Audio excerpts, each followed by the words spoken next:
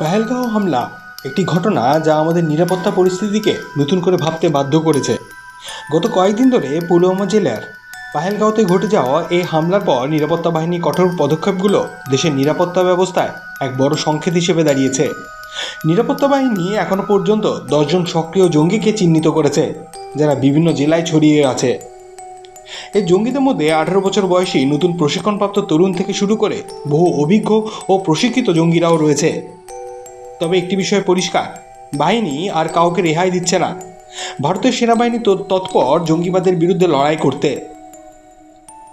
অধিকাংশ category C বা নিম্নস্তরের জঙ্গি যারা হামলার সাথে সরাসরি যুক্ত নয়, কিন্তু তাদের বাড়ি বা ডেরা গুড়িয়ে দেওয়া হয়েছে প্রতিশোধমূলক ব্যবস্থার অংশ হিসেবে। এই পদক্ষেপটি থেকে স্পষ্ট বার্তা দেয় যে নিরাপত্তা বাহিনী শুধুমাত্র শীর্ষস্থানীয় জঙ্গিদেরই লক্ষ্য করছে না, বরং নতুন প্রশিক্ষণপ্রাপ্ত কমপক্ষে প্রশিক্ষিত সন্ত্রাসীদেরও লক্ষ্যবস্তু বানাচ্ছে। বহু জঙ্গির পরিজনরা দাবি করছে তারা তাদের সাথে সম্পর্ক অনেক আগেই ছিন্ন করেছে। তারা এখন নিজেদের অবস্থা নিয়ে ভাবতে বাধ্য।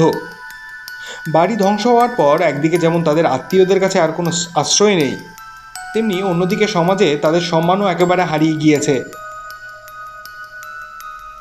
সেনাবাহিনীর এই অভিযান যা কিছু পুনরুদ্ধারের মতো কাজ করছে, তা শুধুমাত্র প্রতিশোধ নেওয়ার জন্য নয়, বরং এটি একটি শক্তিশালী সংকেত যা ভারতে সন্ত্রাসবাদের বিরুদ্ধে লড়াই এখন আর কোনো আপোষের জায়গায় নেই।